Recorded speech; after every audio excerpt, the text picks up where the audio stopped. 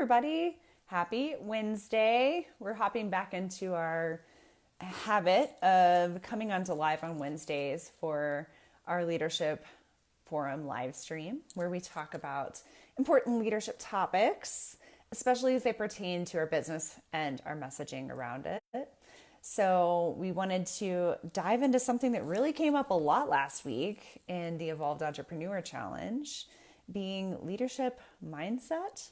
We didn't really talk about it so much in those terms. We talked a lot about imposter syndrome and kind of danced around it a little bit.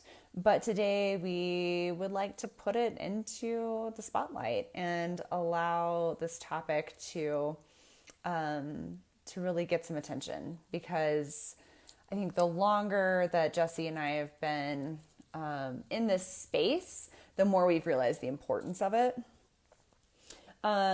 The other piece of this that we'll mention is why it's us as messaging folks who are here with us. We're not mindset coaches. So what is this about? Hey, Jesse. Hey, How's it going? good. How are you? Good, thank you. So I was just sort of asking or posing a question that folks may have, which is, why are two messaging strategists and copywriters talking about mindset? We're not mindset coaches. Um, That's a and great question. so, right? And so I think this is the final question that we're going to be addressing today in the live stream, which is really about, like, what does adopting a leadership mindset have to do with your messaging? So we will dig into this, but rest assured, it does make sense. It does matter, and we will get there. So if you're like, what is this about? Just bear with us for a few minutes. Yes. So instead of diving right into what it has to do with messaging, let's talk a little bit about just what it means in general, what it means for leadership in general. And, mindset is one of those words that if you're in the entrepreneurial space, the word gets tossed around a lot. It's a word you hear a lot, and it's one of those words that I think a lot of people approach initially with a lot of skepticism and later on are like, oh yeah, that's important. But the word itself actually starts to become a little jargony after a while. It's just like, oh Yeah. yeah, just work on your mindset. And it becomes, if you don't take the time to do the work and really dig into it, it becomes this platitude. Yeah. Yeah. So how do we avoid that, right? I think a lot of it is our sort of meta mindset, right? Like our mindset for this. And Mhm. I think a lot of it is sort of keeping an open mind and not sort of allowing yourselves to fall into the trap of, oh, I already know all this, or I already practice all of this, because a lot of times it's a great reminder. And sometimes it's actually a great reminder of sort of how far we've come, that evolution, right? And it's a reminder too that not everybody in our lives is immersed in this as well. And it may be new to some of our friends and family and colleagues and clients and whoever.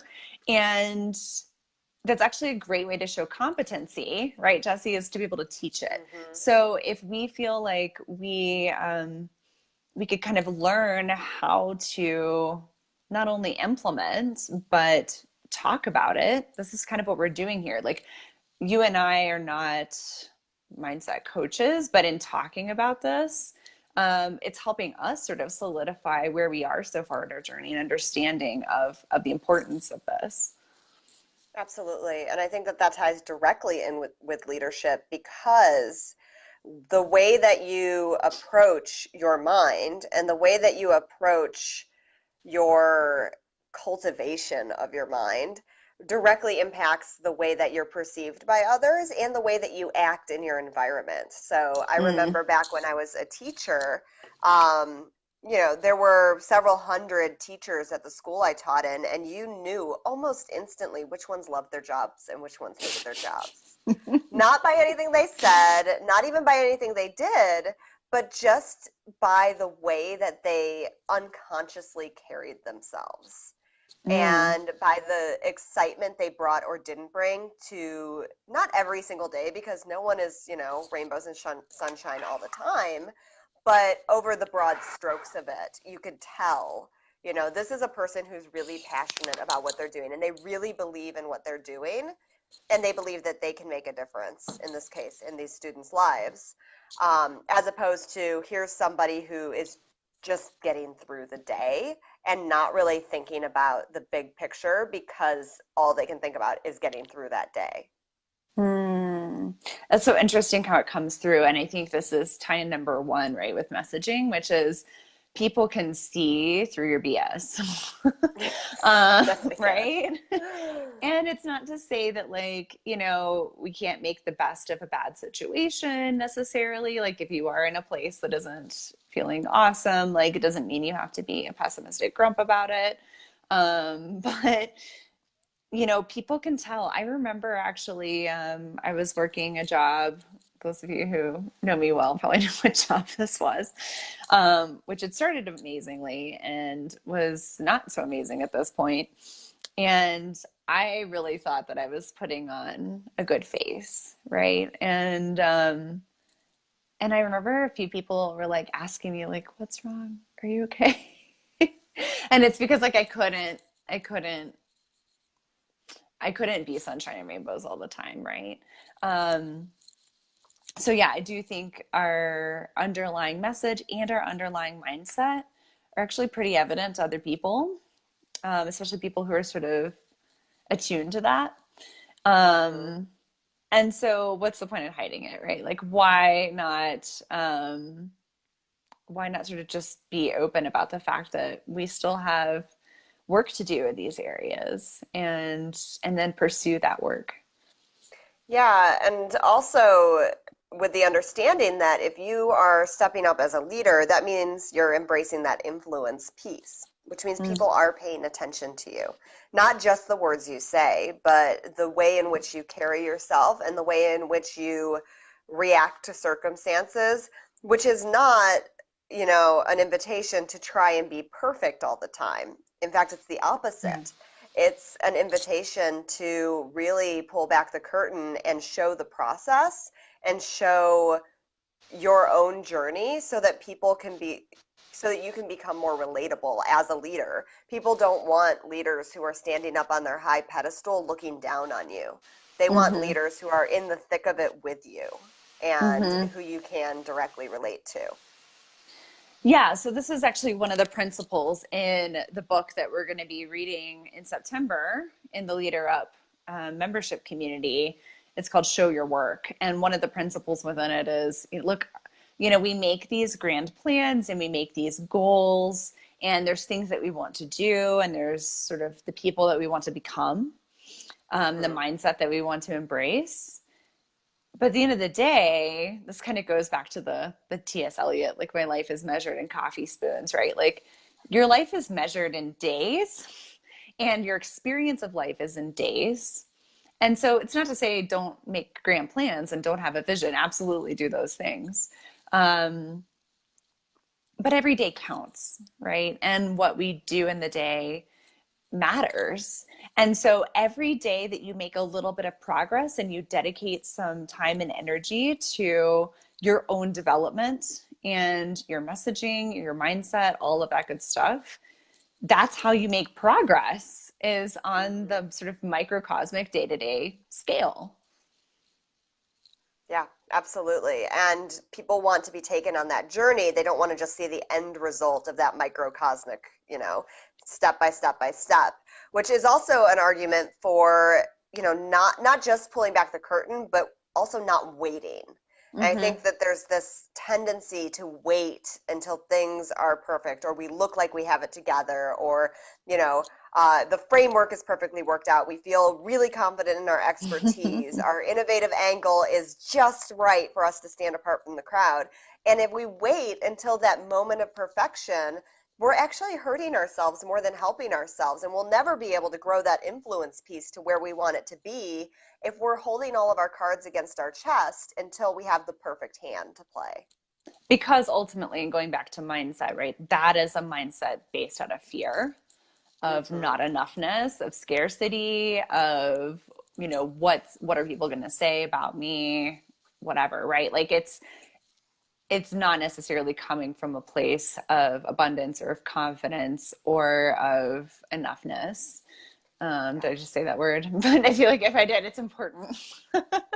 Right? It is. Yeah. And the other thing that this brings up for me too is a situation that leaders are put in just by the nature of being leaders, which is they open themselves up to criticism.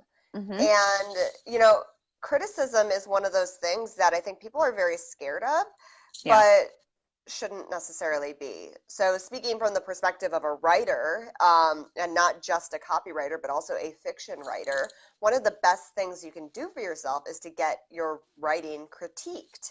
And Mm-hmm. that's terrifying at first. Marie and I both attend separate writers groups where we bring our chapters in and have them critiqued. And I notice all the time new people who come to my group who are terrified to share the thing that they've been working on with the group, even though it's a safe space for, positive critiques. Because there's this innate fear that we all have of being judged. And when you step up as Mm-hmm. a leader, you're inviting that judgment in, whether you like it or not. The role of a leader involves a little bit of judgment. And so how you mentally approach that place is huge. Totally. I remember my first time coming, actually. I read so fast. I probably sounded like a chipmunk. My hands were holding the paper and they were literally vibrating. I could like barely keep track of where I was in the process. But the thing is, like, I did it, right? Like, I did it. And at this point, it's kind of like Facebook Live. I remember the first time, we talk about this all the time. The Mm-hmm. first times we did Facebook Live, both of us would like spend twice as long panicking about like how it was going to go and then how it did than like how long we actually spent on live. Yeah. Right? Whereas like, and I laugh, but like that's not unreasonable. Like this is humanity here, right? This is like all Mm-hmm. those fears being allowed to like be feeling the feels. But Yeah. having courage anyway, right? And like bravery isn't about the absence of fear, it's about moving forward anyway. It's having Absolutely. courage. Yeah, and this is actually another section of the Show Your Workbook where it talks about criticism and the idea that, yes, invite criticism in and Yeah. use it as a tool, but also know when to block the trolls. It's not about inviting all Mm-hmm. criticism in. I mean, there is some feedback that's just, meant to incite rage. Like there's no actual Yes. purpose behind it. But also to be careful about like, is your reaction a reasonable reaction or is it based off of some sort of preconceived notion? Right. Like, are you being triggered by a story or by Yes. something that's going on for you? Right.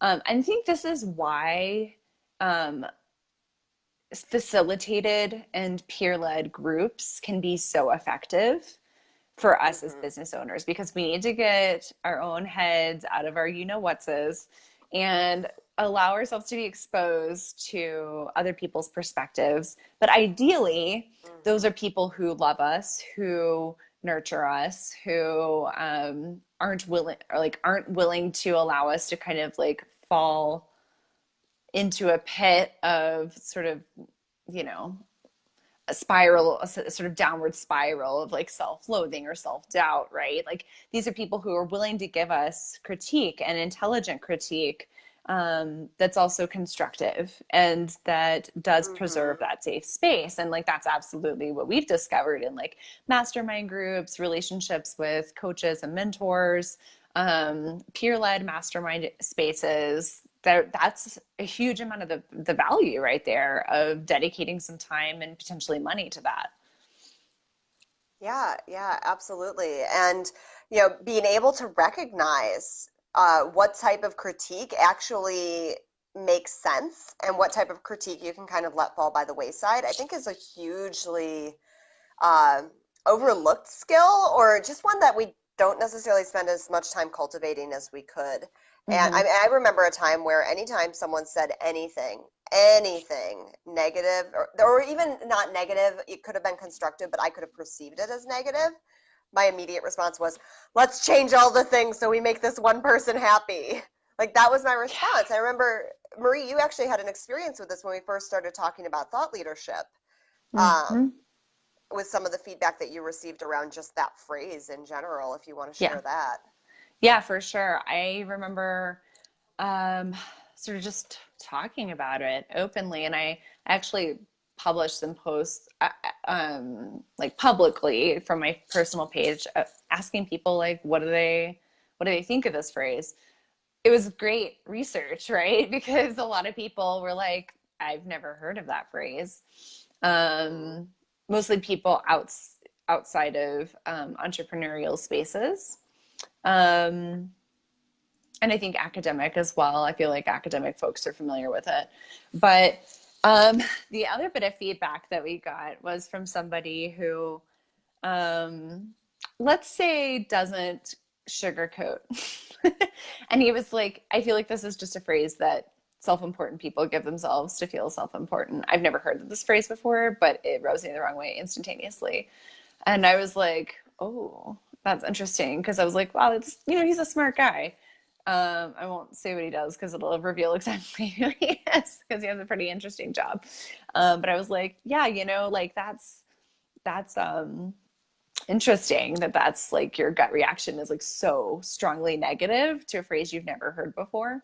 And we kind of talked about it, right? Like, do we need to like change this? And then all of a sudden I was like, no, he's not our target audience, right? Like he's not. mm-hmm. There are actually aspects of our work that I think once you dig into the framework of thought leadership that we've developed, I think he would totally resonate actually.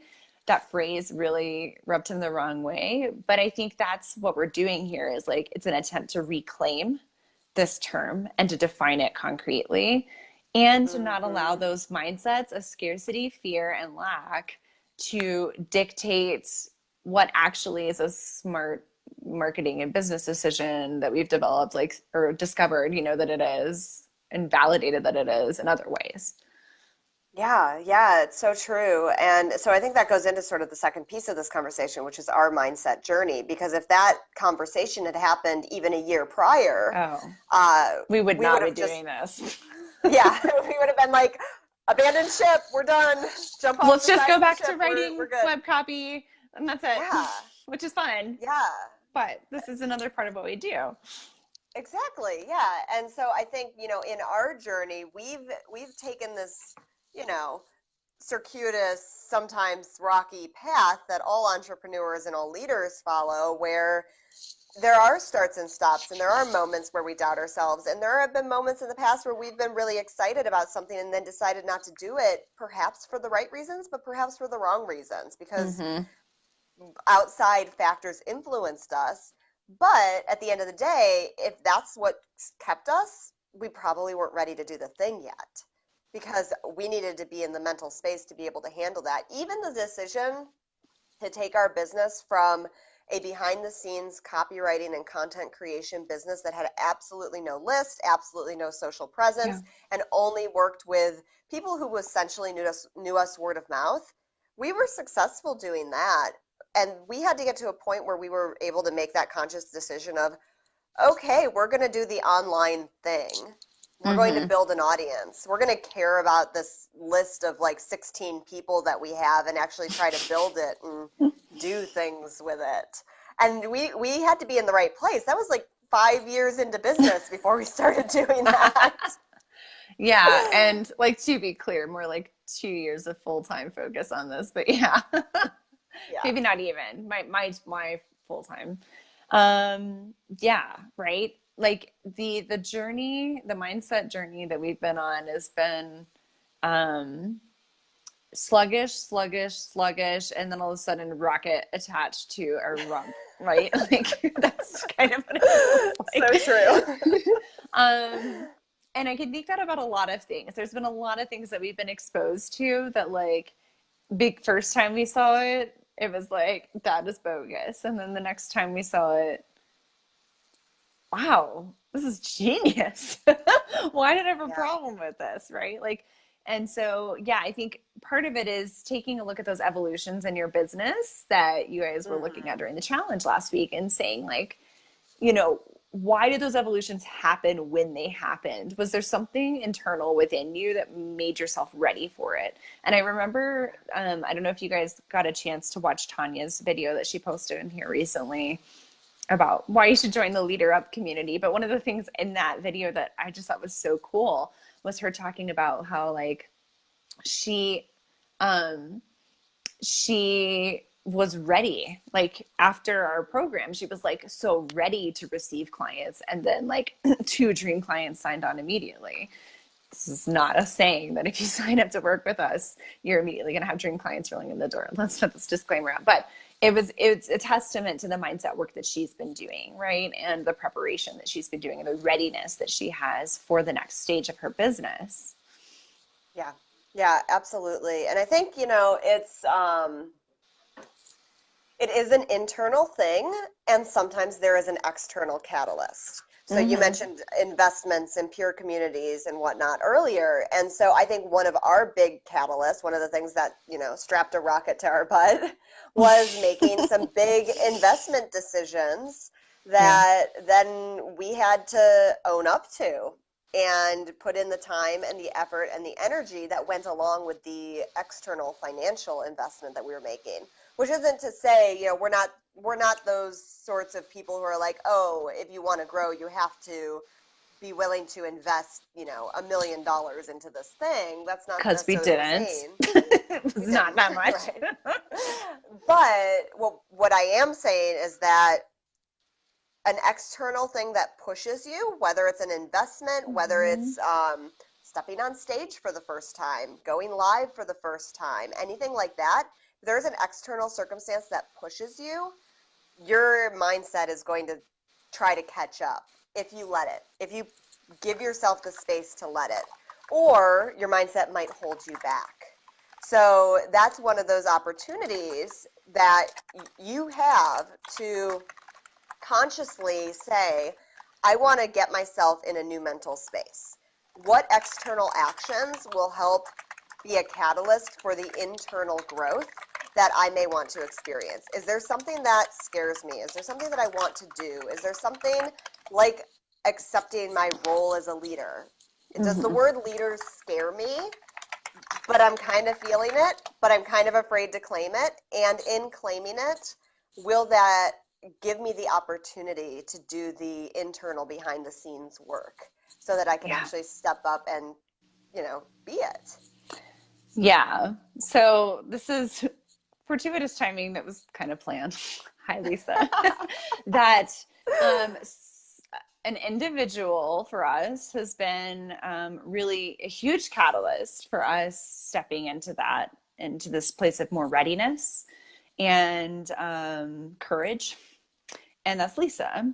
And so we chatted with Lisa about bringing her in today to chat with all of us about that leadership mindset journey. And, she has her own story, which she may or may not want to share with us, but we can also just kind of talk around this journey in broad sense, and then answer that question about what it has to do with messaging. So I'm thinking let's do a switcheroo. Does that sound good, Jessie? I'm going to run away, guys. Okay. And then I'm going to bring Lisa in, and then I'll let you guys know how you can learn more about topics like this through our Leader Up membership community. Okay, so bye, Jessie. Thanks for coming on. I'm going to do this swap. All right. Talk to you soon, guys. All right. And Facebook is working its magic. Slowly. Oh my God, it worked. There we go. Hi. I can't believe it. It worked. It did work. I know. I was like, please, technology. Okay. You never really know with Facebook. Yeah. Isn't that the truth? And I've had some really interesting tech issues this morning. So I'm like, hey, what is happening? Okay, I'm going to plug in my headphones. All right. Sounds good. So hopefully this will work. Yes. Well, thank you. Can you still hear me? Yeah, I totally can. Oh, good. Okay. Yeah, it's actually even clearer. All right. Yay. Well, hi. Welcome back from all your adventuring. Hi. It's so good to see your face. Yours too. Too bad all 3 of us can't be on, but I know. It's all good. Facebook, get it together. I need more people. Yes. But yeah, Jesse and I have just been talking about the importance of mindset work on the leadership journey and how it kind of never Oh my ends, gosh. and how our own journey has reflected that we went from like stagnation central to like a rocket ship on our rear ends. And a lot of that was through Which I'm so proud of. accountability. It was through Mm-hmm. investments. It's been through relationships, and it's been through having people like you be able to guide us down a path that we may have been we would have probably taken our little hesitant steps onto the path eventually, but you helped us do it in a way that like was not so scary and way faster, right? You know, this is a funny thing. I was just saying this on a podcast interview I was on. Nobody wakes up in the morning and says, I think today I will work on my personal shit. Mm-hmm. Nobody ever says this. Nobody ever says this. But this is the very thing that you need to work on in order to move your business forward. Like, if things aren't working in your business, it's because of what you believe. And I struggle with this stuff too. Like, I don't have it figured out. So I don't want anybody to think, well, she must have it together. Let me tell you, things are about to get really messy as I unpack stuff. But so we need to have those spaces, and we need to have those people in our lives that can hold space for us. We do need the strategies and understanding our messaging and our branding and such. And we need to look at what's going on as to why we believe we can't. And the reason I reached out to you guys, this is so funny for you guys if you're thinking about working with Jesse and Marie in their programs. We rebranded and redid all my copy like 10 months ago. Yeah, pretty close to about a year. About 10 months ago. I've been in resistance to that messaging for 10 months. They actually knew my messaging and understood what I was doing before it took me like, there's a whole story behind this, but there was a catalyst in terms of an event that I was just at that really made me like get it. And then I was like, oh my God, this is what they've been talking about. So even for me, who's grown a successful business, I was still like in mad resistance around stepping into my bigger message and owning that. Mm-hmm. And in part, it was, you know, will I be taken serious? Mm-hmm. Because my message it requires tremendous amounts of vulnerability. Yeah. Vulnerability means I have to let go of control. And I'm like, I'm not a controller anymore. Oh, I'm still a controller. Okay. Like I'm still a controller. So that came up for me. There's just been so many things. So it's so powerful when you have somebody in your life who's able to reflect back and really see you, because we never let ourselves see our stuff. We never mm-hmm. truly let ourselves see our gifts. And growing into your messaging and your message, this shit just takes time. Yeah. Like there's no fast track to it. 10 months of resistance. 10 months. And now I'm like, I get it. This is my long distance hug. Oh my gosh. Yeah. So, you know, for as much as I'm just grabbing my water, for as much as I grow my clients, they also grow me. And I'm so grateful for you guys for seeing me before I was even really willing to see myself. Yeah. And this is why you've been so easy to share and refer to, because you get, like, you see people, and that is such a gift. Not everybody can do that. It's amazing. Oh. Well, thank you. So, and you have this gift as well. Welcome. I think all of us struggle in seeing ourselves, even if we don't struggle necessarily in seeing others. Mm-hmm.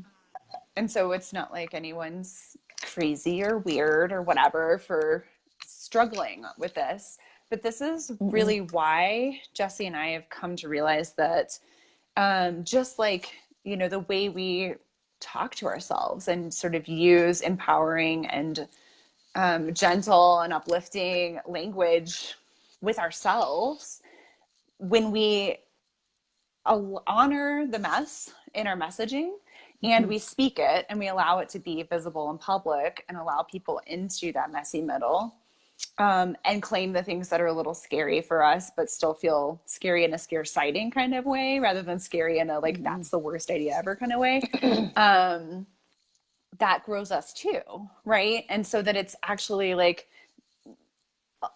it's messaging driven leadership, just the way that it would be self-talk driven or mindset driven leadership. Yes, exactly. And I know, for me, what's become really important, and it's all through my message, and I hadn't really gotten it, is my values. My message is a reflection of my values, totally. not the surface values, but like my deep inner beliefs, like the values that really drive my life. Things like connection, not just connection to other people, but at the core of my message, I help people connect them back to themselves. Yeah. Right? I help them matter in their own lives. Authenticity and vulnerability are part of my values, yet I have been trying to how do I get away from vulnerability again? Because, just like everybody, I'm like, I don't want to feel that. Yeah. I don't want to share that. What will people think? So, but the problem is when I don't show up as my values through my messaging, I disconnect from my message. And that's why people are like, I don't get you. And when people don't get you, they won't buy from you. People connect to our values. So it's so important to know kind of what those are and have them woven into your messaging. Yeah. Right? 100%. So I see a lot of people they look at other people's messaging or other people's branding or other people's words or whatever, and they're trying to, well, if I do that, if I follow them, then I'll be successful. But their success is directly related to them living out their message and their branding and who they're being in the world. And each of us are individual. Yeah. Yeah, absolutely. And this is why the strategies have their place, right? And the best practices have their place. But at the end of the day, it's a should, like anything else. And that means a red flag can go up and we can just ask the question, is this right for me? Does this align with my values and my beliefs and how I want to represent myself and who I am deep down, right? It's not the surface level stuff. And we have to have a deeper understanding of who we are to be able to tap into that and then allow it to be there in the messaging, which is also why it goes back to what you said at the beginning, right? Which is nobody says, I'm going to work on my stuff today, but we need to do that because otherwise how do we get to that understanding? Yeah, because, our subconscious beliefs are constantly driving our thoughts and our feelings and our behaviors, which then drives the actions we take. Right? So until we really dig into what are these subconscious beliefs, what do I really believe to be true? Right? For me, there was this belief still, and this is mind-blowing to me. I'm like, how did everybody else saw this? How did I not see this? That my vulnerability, what makes me feel incredibly vulnerable is for other people, they see that as courage. And most people are living their lives afraid of every single thing. What will people think? How I don't want them to not like me. There's so many different things and how they show up in behaviors. But I had to see what was it about that what was it for me? And the belief for me, again, I'm going to lose control.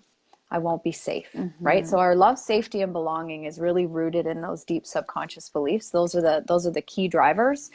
For me, it was this I'm putting myself at risk because I live so much of my life with deep feelings of shame and not being good enough, being vulnerable. If somebody says something to me oh my God, you think that? Brings up feelings of shame for me, right? It makes me question my enoughness. So around and around and around I would go to avoid this, even though it's what I'm teaching. But it's now saying, okay, I'm willing to really put myself out there. So it's not about, I'm not going to go on Facebook Live when I've just had a fight with my husband and I'm crying my eyes out or something like that. It's about, how am I going to say this? I don't know if this is the right word, but curated vulnerability, where I'm sharing stories that are true for me or have been true for me, where I really allow people to see what's going on. Even talking about the fact that I lived most of my life in shame and I didn't identify those emotions and I masked them with control. Nobody wants to talk about the fact that they had low self-worth and low self-esteem, But I know that in talking about those things, it allows other people to see that. So it's really important for us to start to dive into and get curious about, why am I not taking this action? Or why am I constantly taking this action that isn't yielding the results I want? Where am I out of alignment? For me, if I don't show up in my full vulnerability, I am misaligned with my values at a core level. And knowing now, like, I'm safe. If somebody doesn't like me, they're just not my people. If they don't resonate with my message, they're not my people. Maybe they're not ready for me yet. Right? I did an interview with somebody who's so like left-brained, analytical systems, right? And we're talking about feelings, and she's like, so what's the process you take people through? I'm like, it's intuitive. And you can just see her face like, What? What do you mean it's intuitive? It's intuitive, right? She doesn't see the stuff that she doesn't see that she's up in her head. And that's okay. That's okay. She'll figure out what she needs to figure out in life when she needs to figure it out, or maybe not. I don't know. It's none of my business. Yeah. But I no longer make myself wrong for talking about the stuff I talk about, even if somebody's like, I don't get you. And that's key, right? That's okay. Like, even in those moments where it feels messy isn't wrong. Messy is the process, and we can't get farther along in the process unless we allow the mess to be a part of it, right? Like, otherwise we just stagnate. So true. And, speaking of messy, right? So let's talk about perfectionism versus excellence, because I know so many people get caught up in this. Raising hand. Perfectionism is all about, what will people think? And excellence is about, what do I think?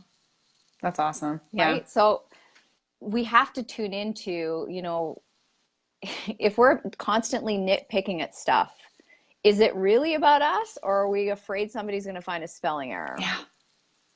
And do we need to give a shit? Right. And then it's like, what? and then so we what? make mistakes. Right. Yeah. Right. So what? Exactly. So what? Yeah. Do you want, like, I used to spend hours getting the right font. Oh, maybe I should do Franklin Gothic condensed bold. Ooh, maybe I should do. That's the key. I don't even, right? Like, I don't, because that's going to be the thing that sells my course. The font, the PDF, they're going to be like, wow, this PDF like totally rocks, right? Most of us don't even print off that stuff. Right. And we forget about it. For every PDF I've printed off in a course or looked at, I love a good aesthetic, but it's always about the quality of content and how I'm using it anyways, right? Yeah. Facebook Lives or Instagram Lives. If anybody follows me on Instagram, I do them when I'm coming out of the gym because that's when I'm inspired.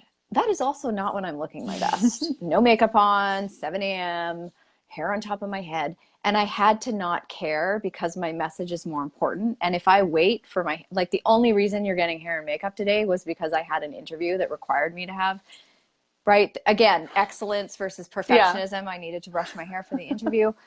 But for the most part, because my brand is, partly, authenticity, that allows me to show up that way.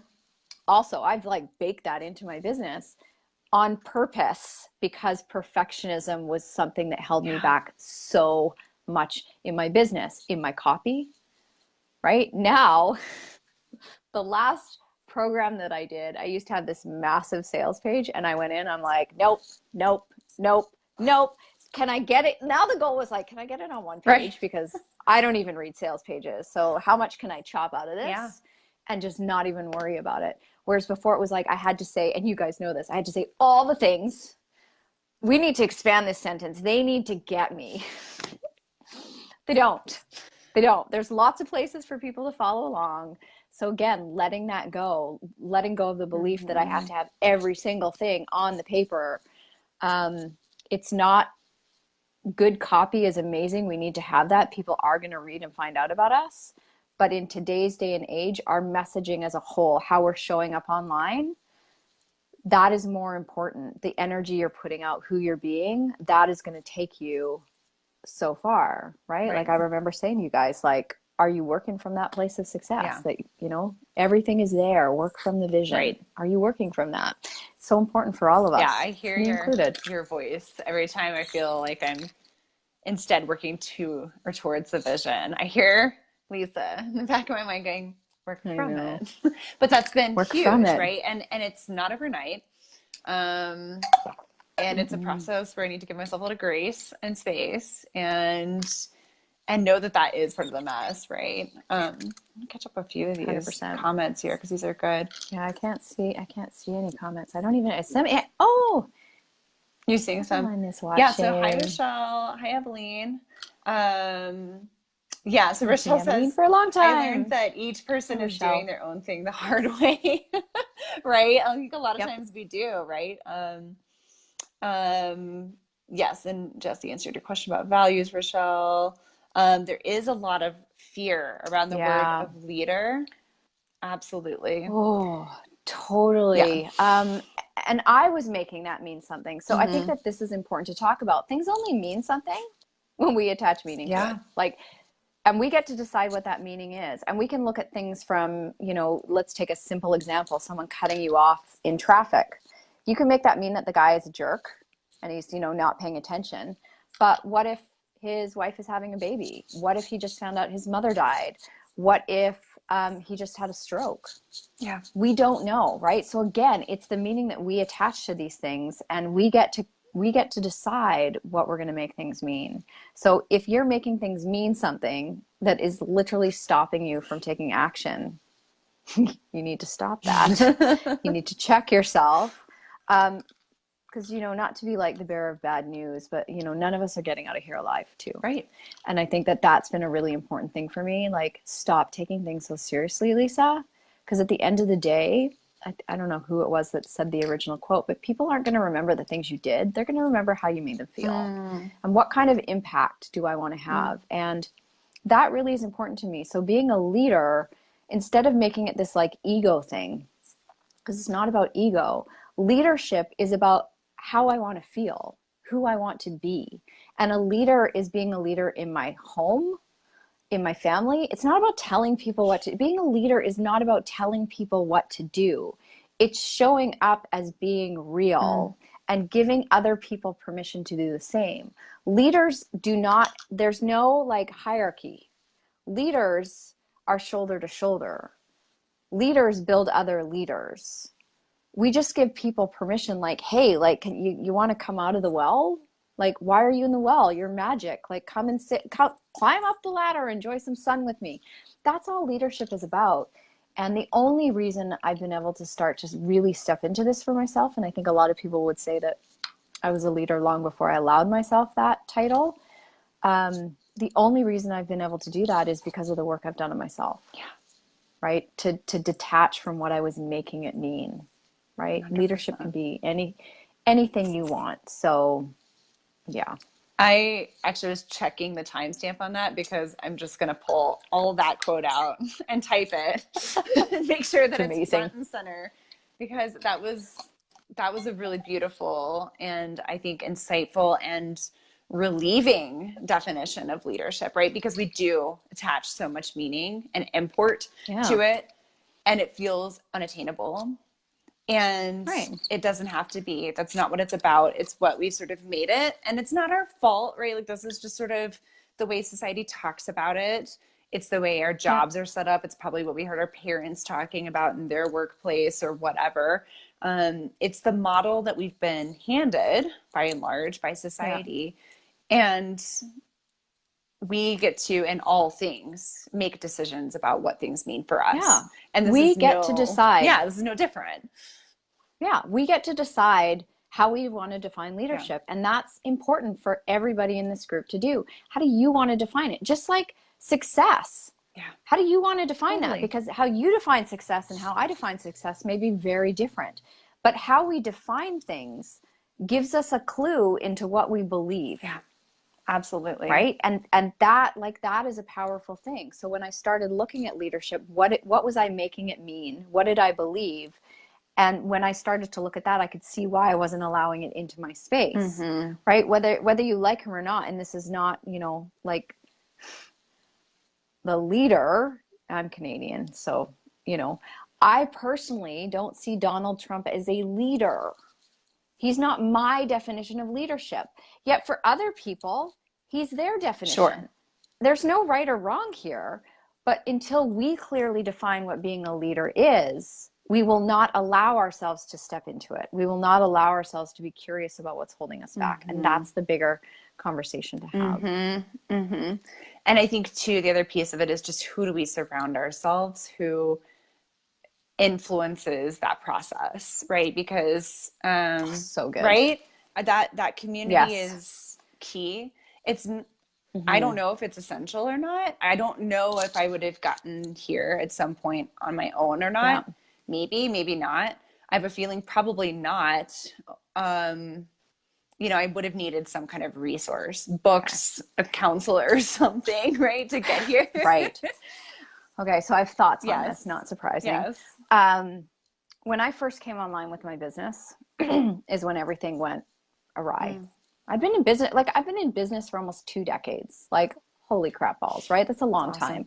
I've been online for, I think, 5, 6 years. I don't even know. I have to go back and actually like track it because it just, you know, keeps going. Right. But when I moved my business online, all of a sudden I was like, I'm getting it wrong. I'd never questioned my business sense before. And all of a sudden I was getting it wrong. I needed this course and I needed that course. And resistance for me and insecurity shows up in, I need all the things. I need to buy all the things. I need to work with all the coaches. I need to listen to all the voices.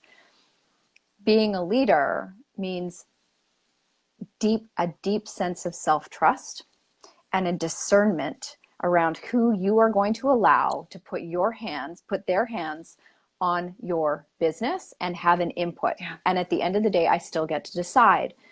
I've had to get incredibly discerning about what communities I'm part of and who I surround myself with, because that story of mine was I was getting it wrong for a lot of years. So many of you are building out courses. Maybe you're scaling, you want to work one to many.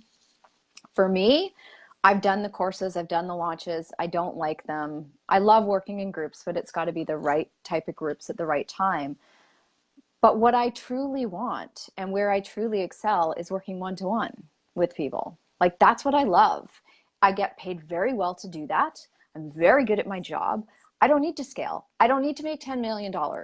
I know how much I need to make to have a great life, right? To really fuel my life. I know exactly the type of women that I want to work with.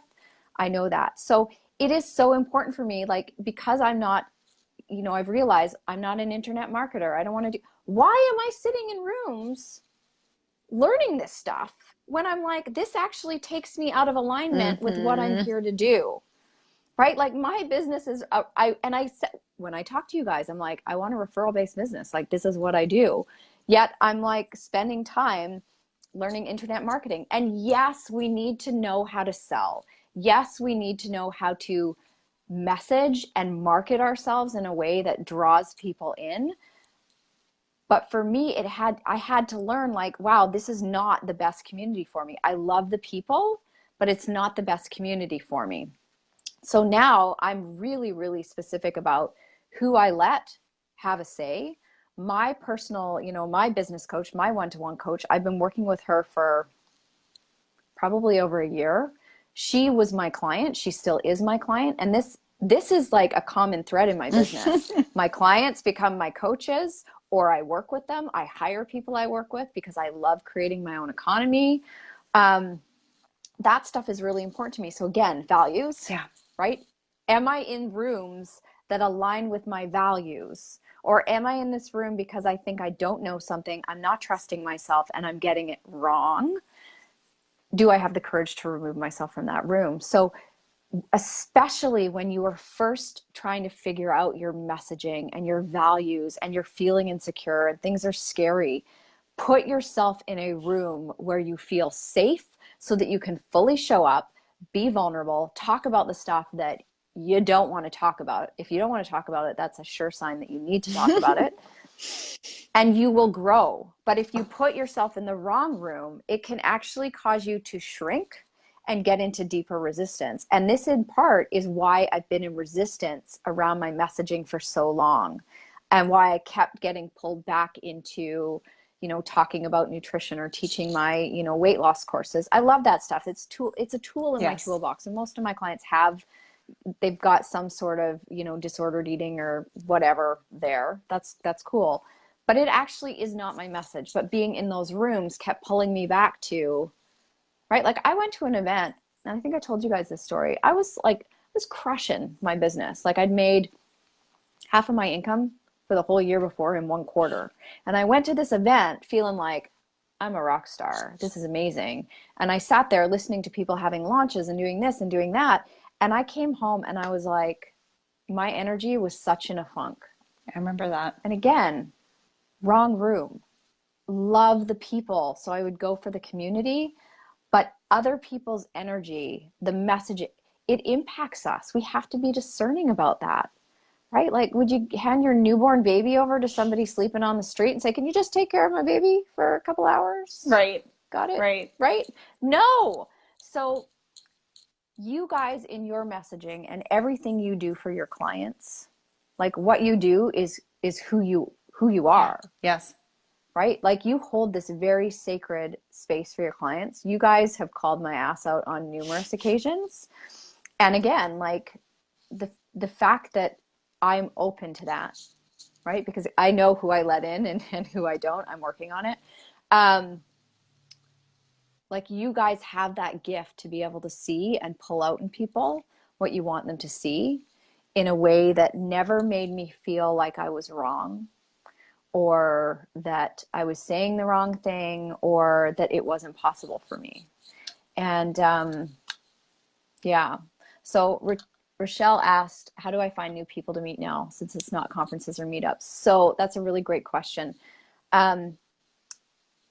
My coach started her own society of business leaders and CEOs. So I joined that, which has been really cool. So I started to really pay attention to who I'm connecting to, who I want to be connected to, the type of energy I want to be around. And again, working from that vision, am I in the room with the people, with the women that I want to be working with, right? So I don't need to be in the room with people who are growing their courses per se, because they're so interested in growing their courses. They haven't hit that like, oh, like I don't matter in my life. Because that's really my message. Like you need to matter in your own life, not all business. I go to summits, but I invest more money to have better quality experiences. So the last summit I went to, which was 3 days, it was the Dovetail Summit. I was at the table with multiple 6, 7, 8-figure entrepreneurs, and everybody same, no makeup, hair off, robes. Let's like just be girls, be women, do things, have fun together, play. I paid to be part of that. So, you know, you decide with your own brand. Do you want to be Kmart or do you want to be Prada? And if you're trying to invest at a Kmart price, but you're wanting to be a Prada brand, there's a misalignment. So you have to be willing to invest in yourself, what you're asking other people to invest in you. And that is a real problem. I see people charging prices, yet they won't invest that in themselves. I've invested, oh my God, thousands and thousands of dollars. A lot of it, not with discernment. There was a lot of things I'd go back and say that wasn't okay. But I don't believe in, you know, that anything is wrong, because I've learned from everything. Right. And I've gotten an ROI out of everything. Like I invested $10,000 in one group, and I met one woman that literally changed my life. So we say that we're $10,000 friends. We're actually $20,000 friends between the two of us. Love that. Right? Our $20,000 friendship. Your ROI, you're always going to find your ROI. But if you're not willing to invest to grow your business, but you want people to invest in you so that you can help them grow as an individual, their business, whatever it is, it's not going to work. Like it's literally not going to work. So, you know, and Jesse and Marie both know this. There's so much, you have to work on your relationship with money too. Oh like my gosh. You Yes. cannot be in business and not work on your relationship with money. Yeah.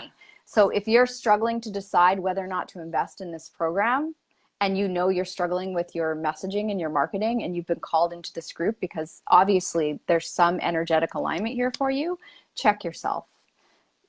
I always get more than my ROI out on anything I invest in, because that is the intention and the energy that I bring to the investment. I just don't attach an expectation to what that ROI will be. It might be a friendship. It might be one sentence someone says to me, right? That this summit that I just invested in and went to, my biggest like holy shit moment came from a high ropes course, and in a presentation that one of my previous clients and mentors was presenting in. She was doing her thing, and I was like, I'm over here having an epiphany about my messaging and my branding. Awesome. Like, it was amazing. Yeah. It was Adrienne. She was talking about the QBR, if you're familiar in clockwork. So powerful for me. I was just like, right. So that alone, powerful for me, because she was talking about, the roles to protect the queen bee role. Right. I'm the queen bee in my business. Okay. So I had things like sleep, exercise, obviously client calls, connection calls, As I'm writing this down, I'm like, I bet you most of the women in this room did not write a single thing down about themselves and taking care of themselves. It's so sad, but that's my business. But you are your business, right? So it was this epiphany around what I do for these women. Yeah, absolutely. Absolutely. Right. So that aha moment for me didn't come from me obsessing about my fonts. It came from me, okay, this is what I'm stepping into, and then allowing the messaging and everything that I needed to come through me to show up for me when I stopped resisting. So put yourself in communities where you're going to be challenged, where you're going to have those aha moments. And Jesse and Marie are like, I've referred you guys to a lot of people, and every single time I get rave reviews back about you guys. It makes you a dream referral for me, because connection is so important for me. It's really, really important that when I connect people, that it's a good fit for both sides.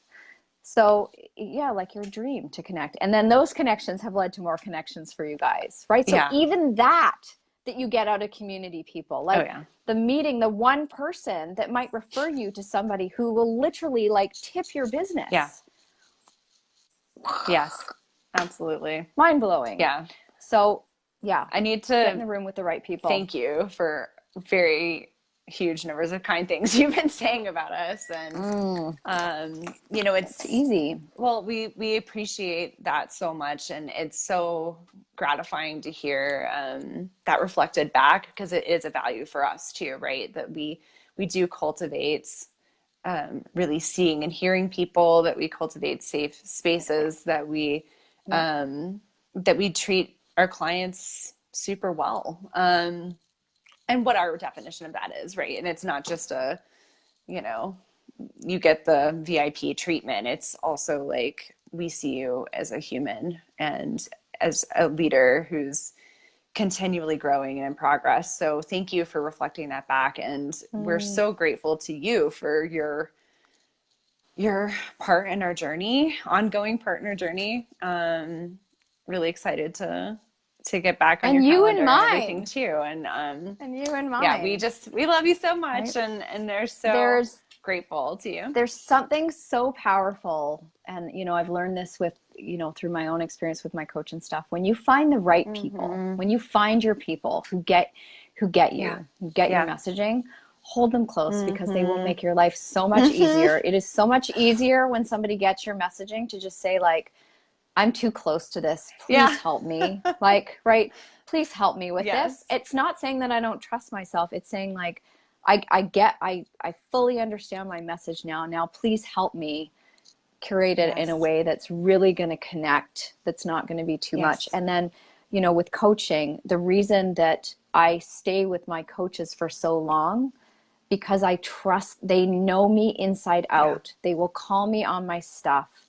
I can tell my coach the things that I need to tell her, so that she really holds me where I need to be. And her values are aligned with mine, right? That key, like, don't get in rooms with people whose values aren't aligned with yours. Totally. And if your gut is saying like something's off, it is. Right. Listen. Leave the room. Yeah. Don't judge yourself. Listen. Totally. Yeah. Totally. So just a quick recap for anybody who catches the replay. If these kinds of conversations are more things that you want to be a part of and privy to, and you want to be challenged by people who do hear you, that's something that we really strive to do. And so we would love to have you guys. I think everyone watching on the live is actually already either facilitating or a member. Yay! But you guys, like, you know, people, go and invite them in, introduce them to this community. Like, if you know people that need to know this community and need to know Jessie and Marie, go and invite people. When we connect other people, we grow. Right? We don't need to compete. Invite people in, because the more you support other people's growth, you're showing yourself what's possible for you. Yeah. It's the law of, like, it's just the law. There's a lot of cosmic laws, but it's the law. Absolutely. The law. Absolutely. Well, we appreciate that so much. And the link is in the description if this is resonated. If you want to know more, feel free to just send us a message. We're all open ears and here to respond. And tomorrow the cart is closing. Oh, is it tomorrow? Yeah. I'm excited Us for you too. guys. And it'll be like closing, right? Like, there may be more opportunities in the future to come in, but this is the shot for the foreseeable future. So if anybody's watching this and on the fence about it and has questions, feel free to ask. And if you need the link, there it is. It's northstarmessaging.com/leader-up, because why not throw in extra hyphens? But it does strive to be a place where we can all grow in this together, shoulder to shoulder. And I loved that that description you gave, Lisa. So, like, I'm not kidding. I'm gonna go find that and transcribe it. Well, I hope you, like, download this video, send it out to your list. Like, make sure that you get this in front of people, and I will share it on my page as well. Thank you. I don't know if I can share it outside the group. I can download it and I'll send you the link. Okay, download it, send it to me, and then I'll upload it on my page, and that would be great. Awesome. I'm like on fire this morning. Right? This is what happens. It's good. This has been an inspired conversation and so fun, and I'm glad we're reconnecting and can't wait to do more of it soon. Yes. Love you guys. Me too. And I wish you all the success. Thank you. In your launch. And I'm excited for every single person that has the, like, that follows their gut and has the courage to just, like, jump, like, leap. You don't know. Like, it's those leaps that will change your life. Yeah. Those leaps will change your life. So, absolutely. Love you guys. Thank you so much. Thanks for being here, Lisa. Bye, guys.